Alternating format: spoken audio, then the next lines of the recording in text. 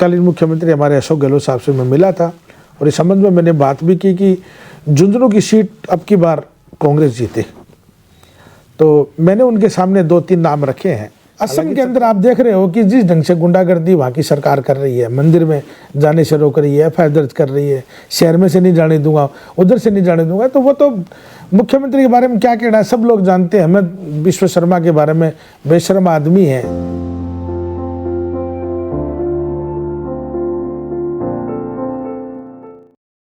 दोस्तों नमस्कार, खबर लोग चैनल पर थारो बहुत बहुत स्वागत है। दोस्तों आज मेरे साथ एक शख्सियत जिन्हें फिलहाल स्क्रीन पर थे देख रहे हो, सब परिचित हो, मदरसा बोर्ड चेयरमैन एमडीजी चोपदार। और आज आंको कार्यकाल को 1 साल पूरा होने जा रहे है। सर सौ पहले तो 1 साल को कार्यकाल पूरा होने पर बहुत बहुत बधाई हो थाने। बहुत बहुत शुक्रिया रवि जी। जी सर, काफ़ी लंबा समय बाद में आप एक बार दर्शकों रूबरू हो रहा हाँ, थारों भी बातचीत कर रहे हैं। तो के दर्शकों नववर्ष पर सौ पहले तो बोलना चाहूँगा। बिल्कुल सही कह रहे हो आप, बहुत दिनों बाद मिलना हो रहा है, क्योंकि मेरा ज़्यादा समय जो है वो जयपुर में और पूरे राजस्थान भर में घूमना को हो रहे हैं। तो सबसे पहले मैं नववर्ष की सब पूरे प्रदेशवासियों ने, देशवासियों ने और मेरे नेटिव पहले झुंझुनू के वासियों ने मैं मुबारकबाद दूँ, मकर संक्रांति की मुबारकबाद दूँ। और सबसे बड़ी बात यह है कि इस वक्त के बहुत दिनों के बाद मिलने के बाद के साथ ये भी है कि मेरा जो आज राजस्थान मदरसा बोर्ड का जो 3 साल का जो मुझे काम करने का मौका मिला, उसमें आज मुझे 1 साल पूरा होने जा रहा है, क्योंकि 27 जनवरी 2023 को मैंने कार्यभार ग्रहण किया था और आज पूरा 1 साल हो गया है। तो मेरी ओर से भी आप लोगों को बहुत बहुत शुभकामनाएं और बधाई। जी सर, 1 साल का कार्यकाल की बात करा, जी टाइम थाने यो जिम्मेदारी दी गई, तब लेके इस साल के दौरान कया का थारा के प्रयास करे गए हैं कि लोगों की ज़्यादा से ज़्यादा मदद करी जाए। सरकार जो जिस तरीका बोर्ड को गठन करेड़ो है, एक मैन कौन सी है कि जो बेहतरीन कार्य जो है 1 साल का कार्यकाल के बारे में थोड़ा सा मैं चाहूँगा कि आपने दर्शकों जानकारी दी जाए। 27 जनवरी 2023 से लेकर टिल नाउ आज तक 1 साल के अंदर ये कोशिश की कि पूरे प्रदेश में सभी मदरसों में जाऊं, लगभग 20-22 जिलों में घुमा हूं और मुख्यमंत्री आधुनिकीकरण योजना के तहत हमें करीब जितना भी पैसा मिला 57, 58, 60 करोड़ रुपए, 8वीं क्लास के मदरसों को 25 लाख, 5वीं क्लास के मदरसे को 15 लाख रुपए, सभी मदरसों के बच्चों को dress, TLM kit, exercise book, school bag, furniture, computer, smart class, जितना मेरे से उसका वो मैंने देने की कोशिश की है। और ये प्रयास रहा है कि राजस्थान के जितने भी राजस्थान प्रदेश के जितने भी ज़िले हैं, अभी तो करीब 50 और आखिरी टाइम में एक जिला और भी बढ़ गया तो 51 ज़िले हो गए। तो मैं कोशिश करूँगा कि बाकी के 2 सालों में पूरे प्रदेश में घूमूँ और मदरसों की कंडीशन देखूँ, मदरसों में अच्छी मॉडर्न एजुकेशन कैसे मिले, दीनी तालीम भी मिले और मॉडर्न एजुकेशन भी मिले, मदरसे 8वीं तक के या 10वीं क्लास तक की हो जाए, ये सब प्रयास जारी रहेगा। और 1 साल में मैंने कोई कमी रखी नहीं है, फिर भी 2-3 काम ऐसे बाकी रह गए। मैंने तत्कालीन मुख्यमंत्री अशोक गहलोत जी ने 6,843 पदों की बजट घोषणा की थी, जिनकी भर्ती हो नहीं पाई क्योंकि आचार संहिता लग गई, और आचार संहिता लग गई तो राजस्थान की लगभग सभी योजनाओं पे, लगभग सभी भर्तियों पे रोक लगा दी गई। अब वापस मैं हमारे नए मुख्यमंत्री श्री भजनलाल जी से मिलूंगा और इस मामले में बात रखूंगा कि भी हमारी 6,843 पदों की भर्ती जो पूर्व सरकार की है वो पूरी की जाए। 5562 कर्मचारियों को नियमितीकरण का मामला था, वो भी सरकार ने नोटिफिकेशन जारी कर दिया था, हमने भी जारी कर दिया था, लेकिन आचार संहिता की वजह से वो भी रुक गया था। तो मैं कोशिश करूँगा कि उनका नियमितीकरण का भी काम हो। करीब 500 स्मार्ट क्लास का बजट भी बीच में अटक गया था, वो नहीं हो पाया, तो उन स्मार्ट क्लासों का बजट रिलीज हो और सभी मदरसों में 500 स्मार्ट क्लास जाए, ये कोशिश जारी रहेगी। बिल्कुल सर, इस दौरान ही देखा कि 1 साल के कार्यकाल के दौरान ही सरकार भी परिवर्तित हुई, कांग्रेस के दौरान थानिया जिम्मेदारी मिली ही और आज भाजपा की सरकार प्रदेश में चुनी गई है। के उम्मीद ही कि मदरसा बोर्ड है बिन की तरीकों और मजबूत बनाया जागो और जो योजना जिस तरीकों बताई जा रही हैं, जो भी काम ही बन लगातार अनुरत बम और वर्गीकरण का प्रयास है जो बीजेपी की सरकारों करा जाए, कहीं की उम्मीद थान सरकारों है। बिल्कुल सही कर रहे हो आप। नई सरकार से अपना बहुत उम्मीद है और मैं तो चाहता हूं कि मुख्यमंत्री जी भजनलाल जी जो है वो बिल्कुल फ्रेश आदमी है और पहली बार उनको मौका मिला है और लोग कहते भी है कि जो आदमी नया होता है, ऊर्जावान होता है, फ्रेश होता है, पहली बार आया है तो काम ज़्यादा करेगा। तो उम्मीद है कि साहब कांग्रेस सरकार की जितनी योजनाएं हैं वो चालू रहे, मदरसा बोर्ड के जितने भी पेंडिंग काम है वो सब हम पूरे करें। और मेरे को मिलने का मौका नहीं मिल पाया क्योंकि ये भी भागदौड़ में थे, इधर मेरा भी कार्यकाल जो है वो भागदौड़ का रहता है। तो मैं चाहता हूँ मुख्यमंत्री जी से जल्दी मिलूँगा और इस मामले में सारी उनसे चर्चा करूँगा और चर्चा करके मुझे उम्मीद है कि राजस्थान के मदरसा बोर्ड के जितने भी काम पेंडिंग है वो मैं सब पूरे करूँगा। बिल्कुल सर, इस दौरान देखा कि 2024 अपने लोकसभा चुनाव भी आ रहे हैं और झुंझुनू अयूब खान जी सांसद भी रहे हैं कि उम्मीद करी जा है कि इस दौरान ई बार एमडी चौबदार जी कोई बड़ी जिम्मेदारी दी जाए। क्षेत्र के मैन विधानसभा चुनाव का मैन भी पूरा प्रदेश में थारी सक्रियता देखी गई है। इन्हें देखता हुआ कि पार्टी या फिर थे भी कोई है कि दावेदारी की उम्मीद करी जाएगी कि लोकसभा का मैन भी खुद दावेदारी लेके आई जाए। देखो, जहाँ तक राजस्थान विधानसभा चुनाव की बात है तो मैं तो एक सिपाही था पार्टी का, मैं बहुत बार बोल चुका हूँ और पार्टी की 25 साल से सेवा कर रहा था। तत्कालीन मुख्यमंत्री अशोक गहलोत जी ने और हमारे आला कमान ने मुझे मौका दिया कि राजस्थान मदरसा बोर्ड का चेयरमैन बनाया। मैंने उनकी उम्मीद पे खरा उतरने की पूरी कोशिश की है। 1 साल भर में जितना मेरे से उसका उतना किया और आगामी 2 साल भी मैं कोशिश करूँगा कि कोई कामों में कमी नहीं रहे। विधानसभा चुनाव में पूरे प्रदेश में प्रचार करने का मौका मिला। पूरे राजस्थान की करीब 34-35 विधानसभाओं में मैंने दौरा किया और एक भाग्यशाली भी हूँ इस बात के लिए कि जहाँ जहाँ गया वहाँ कांग्रेस पार्टी चुनाव जीती है। दूसरी बात यह कि मैं खुद दावेदारी जो है वो तिजारत से कर रहा था। आला कमान का विश्वास हमारे भाई इमरान खान पे रहा, उनको टिकट दी। हालांकि वो चुनाव नहीं जीत पाए, वो एक दिगर बात है। तो मुझे टिकट नहीं मिला, दुख तो हुआ, लेकिन ठीक है। अब जो भी आला कमान का, हाई कमान का और हमारे प्रदेश के मुख्यमंत्री जी का, प्रदेश अध्यक्ष जी का जो भी आदेश था, टिकट नहीं मिली, 2-3 दिन टेंशन में रहे, लेकिन फिर ये कोशिश की कि पार्टी के लिए काम करें। क्योंकि पार्टी ने मुझे एक राजस्थान मदरसा बोर्ड की राज्य मंत्री की जिम्मेदारी दी है तो उसको मैं निभाऊँ और अच्छे से करूँ और भी करूँगा आगे। बिल्कुल। अभी लोकसभा की अगर आप बात करी जाए तो अपने झुंझुनू लोकसभा क्षेत्रों की तरीकों अब जो भी देखा कि कांग्रेस के सरकार जी तरीकों भारत जोड़ो न्याय यात्रा प्रयास करे जा रहे हैं कि लोक विधानसभा में जो भी रही हो वो, लेकिन लोकसभा और शेखावाटी की अगर बात करी जाए तो विधानसभा में भी कांग्रेस की सीट ज़्यादा जीत की गई हैं। तो इस बार कोई यहाँ को प्रयास करो जागो कि लोकसभा क्षेत्रों में भी उम्मीदवारी जताई जाए। शेखावाटी संभाग जो है वो पूरा कांग्रेसी विचारधारा का रहा है। 2018 का चुनाव भी कांग्रेस के पक्ष में रहा, 2023 का चुनाव भी कांग्रेस के पक्ष में रहा है। जहाँ तक लोकसभा चुनाव की बात है, बिल्कुल सही कह रहे हो। कैप्टन अयूब खान साहब झुंझुनू से 2 बार सांसद रहे हैं और ये राजस्थान के इतिहास में पहली सीट है लोकसभा की जहाँ से कोई मेंबर ऑफ पार्लियामेंट माइनॉरिटी का आदमी, मुस्लिम समुदाय का आदमी 2 बार अगर कहीं से लगातार जीत के गए, यानी बीच में गैप रहा उनका 89 का, लेकिन 2 बार वो यहाँ से मेंबर ऑफ पार्लियामेंट रहे। जबकि कांग्रेस ने हर बार एक किसी न किसी, चाहे वो चूरू हो, चाहे वो जयपुर हो, चाहे अजमेर हो, चाहे सवाई माधोपुर टोंक हो, चाहे अलवर हो, चाहे आपकी बीकानेर हो, सब जगह इन्होंने प्रयास किए हैं किसी न किसी मुस्लिम उम्मीदवार को उतारा। लेकिन झुंझुनू से अच्छा कोई उम्मीदवार नहीं जीत पाया, केवल कैप्टन अयूब साहब जीते हैं। मैं माननीय मुख्यमंत्री, तत्कालीन मुख्यमंत्री हमारे अशोक गहलोत साहब से मैं मिला था और इस संबंध में मैंने बात भी की कि झुंझुनू की सीट अब की बार कांग्रेस जीते। तो मैंने उनके सामने 2-3 नाम रखे हैं, हालांकि चर्चा में 2-4 और भी नाम है। मैंने कहा साहब भगवानाराम सैनी को टिकट दो। तो हंसने लगे कि भगवानाराम को क्यों? मैंने कहा साहब सीधा आदमी है, माली समुदाय का आदमी है, किसी से टकराव नहीं है, किसी से मतभेद नहीं है और सब उनकी मदद करने के लिए तैयार है। माली समुदाय को कभी कांग्रेस ने टिकट नहीं दिया और माली समुदाय सदैव लोकसभा का टिकट कभी नहीं दिया। विधानसभा का दिया तो जीत के आए हैं ना, बिल्कुल जीत के। दूसरी बार टिकट दिया तब की बार जीत गए ना।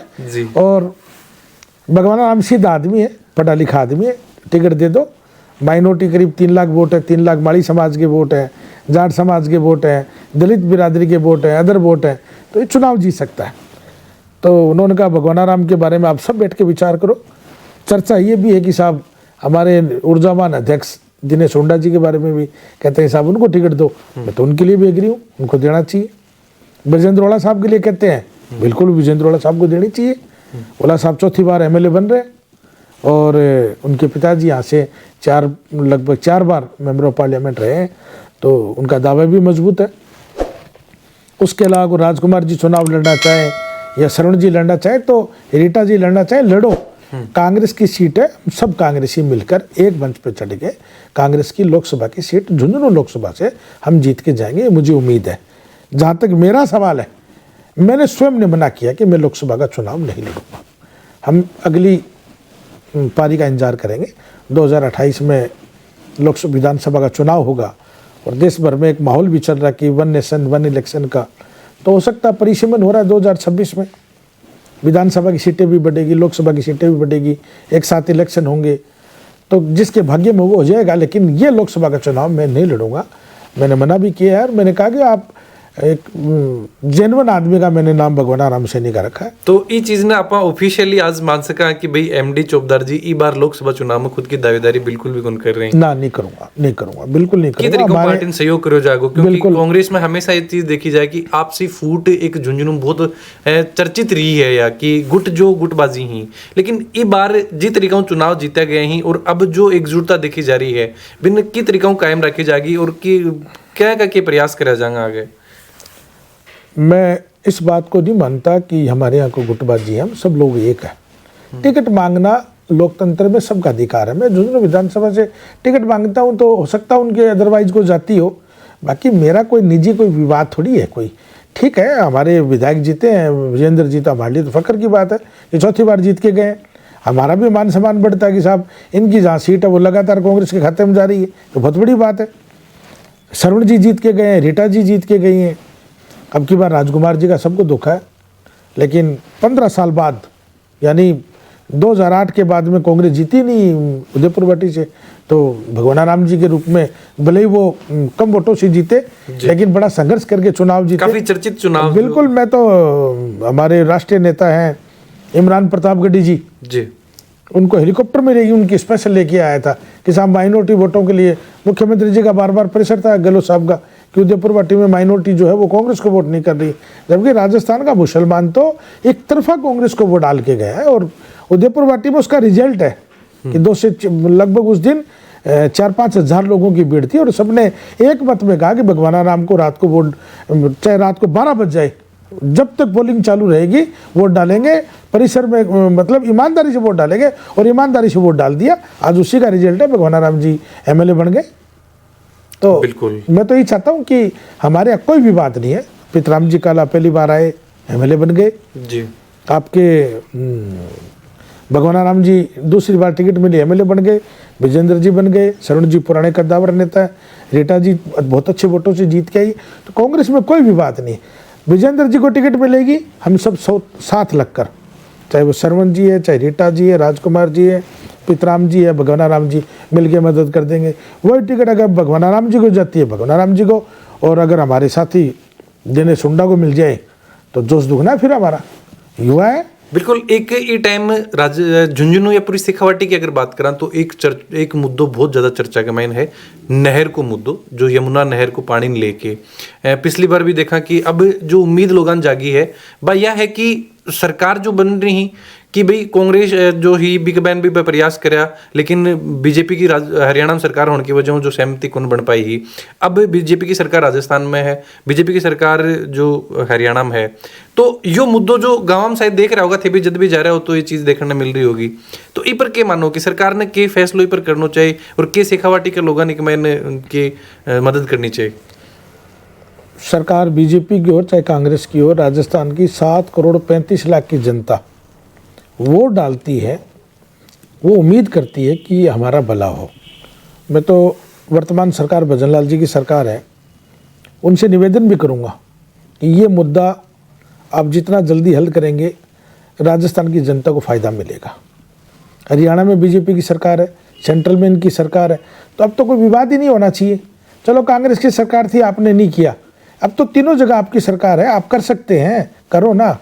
जनता स्वीकार करेगी, जनता धन्यवाद देगी। जनता वोट एक अलग चीज़ होती है, लेकिन राजस्थान में विकास का ही तो काम है, करना चाहिए। शेखावाटी के लोगों में तो बिल्कुल एक पंजाब की सी धरती है, लोगों के पास कोई ज़मीनें ज़्यादा नहीं है, लेकिन अगर यहाँ नहर आ जाए तो इस एरिया की तो काया बदल सकती है, बहुत कुछ कर सकते हैं। और ऐसी कोई बात थोड़ी कि बीजेपी, यहाँ से तो मेंबर ऑफ पार्लियामेंट दूसरी बार बीजेपी का जीत के गए हैं। पिछली बार संतोष जी अलावत थी, अब की बार नरेंद्र जी थे, तो चलो संतोष जी ने अपने कार्यकाल में कुछ किया, अब नरेंद्र जी का कार्यकाल है, उनको करना चाहिए। नहर का मुद्दा उनको माननीय प्रधानमंत्री जी के सामने रखना चाहिए कि मेरा जिला है, इसमें पानी की व्यवस्था करो। बिल्कुल सर, अभी राहुल गांधी जी के द्वारा भारत जोड़ो न्याय यात्रा पर बही और फिलहाल जिस तरीका हम देख रहे हैं कि बापर FIR वगैरह हो रही हैं और मंदिर वगैरह में जाना रोका जा रहे हैं, कि तरीका ये चीज़ ने देखो कि देश में जो माहौल बन रहा है ये टाइम। भारत जोड़ो न्याय यात्रा में सबसे पहले राहुल गांधी जी को, मेरे महबूब नेता को मुबारकबाद देना चाहता हूँ। एक सिंगल योद्धा है जो मणिपुर से मुंबई महाराष्ट्र तक की यात्रा कर रहे हैं। इन्होंने 14 जनवरी से शुरू की और 20 मार्च तक उसका समापन करेंगे। करीब 6800 किलोमीटर उनकी यात्रा है। असम के अंदर आप देख रहे हो कि जिस ढंग से गुंडागर्दी वहाँ की सरकार कर रही है, मंदिर में जाने से रोक रही है, FIR दर्ज कर रही है, शहर में से नहीं जाने दूंगा, उधर से नहीं जाने दूंगा, तो वो तो मुख्यमंत्री के बारे में क्या कहना है, सब लोग जानते हैं। हेमंत बिश्व शर्मा के बारे में, बेशर्म आदमी है। मुख्यमंत्री जी ने कहा कि शहर में से नहीं जाने दूंगा, और राहुल गांधी जी ने कहा मैं शहर में से जाऊँगा। आप नारेबाजी करवा रहे हो, तोड़ फोड़ करवा रहे हो, झंडे उतरा रहे हो, तो इसका नुकसान तो उसको होना ही होना है। और असम की जनता बड़ी परेशान है, ऐसी बात नहीं, बहुत परेशान है। असम में तो तख्ता पलट कन्फर्म है, कांग्रेस 2/3 बहुमत से वापस असम में आएगी। असम के लोगों को पता नहीं था कि इस ढंग का एक मुख्यमंत्री बनेगा क्या। और राहुल गांधी जी के बारे में अनगल बयान देते रहते हैं, उसके बारे में क्या बयान देंगे वो आदमी। वो तो फिर T-शर्ट, एक लोअर पजामा पैंट, जीन्स पहन के घूम रहा है इस सर्दी गर्मी तूफान बारिश के अंदर, उसका क्या मुकाबला करेंगे। बिल्कुल, अभी जो जब भी देखा कि भारत जोड़ो यात्रा थारू कई तरीकों से सहयोग रहेगो, कब की के प्लानिंग है कि भारत जो जोड़ो न्याय यात्रा है बिकमैन जान को टूर है? मेरा फरवरी के फर्स्ट वीक में ही जाने का प्रोग्राम है। मेरा विचार है कि मैं बंगाल बॉर्डर पे या बिहार में घुसने के बाद शामिल होऊंगा। और भारत न्याय यात्रा राजस्थान के भी 2 जिलों से गुजरेगी, पहले धौलपुर से गुजरेगी, फिर वापस MP में चली जाएगी और फिर बांसवाड़ा में आएगी। बांसवाड़ा से फिर हम लोग गुजरात घुस जाएंगे। तो राजस्थान में तो खैर शामिल होना ही होना है, तो उससे पहले मेरा विचार है कि मैं भारत जोड़ो न्याय यात्रा में बिहार में लगभग जाके शामिल हूँ और माने हमारे महबूब नेता राहुल गांधी जी के कंधे मजबूत करें। बिल्कुल, 2024 चुनाव पर के या जो भारत जोड़ो न्याय यात्रा है एक प्रभाव देखने मिलेगा? दिख ही रहा है, सबको पता है कि 10 साल में आपने कैसा क्या माहौल बना रखा है। सिर्फ धर्म के नाम के वोट, धर्म के नाम के वोट, और लोग बोलते नहीं हैं, लोग महसूस करते हैं कि यार किसी भी चीज़ की हद होती है। तो अब की बार तो हद क्रॉस कर गए, तो मुझे लगता नहीं कि सरकार इनकी रिपीट होगी और इंडिया जो गठबंधन है वो पूरे देश में परचम ले रहेगा और सत्ता में आएंगे हम लोग। बिल्कुल सर, अभी एक फाइनली हुई कि मदरसा बोर्ड का चेयरमैन रहता 1 साल को कार्यकाल पूरा होने के दौरान जनताओं की अपील के मैसेज देना चाहोगा?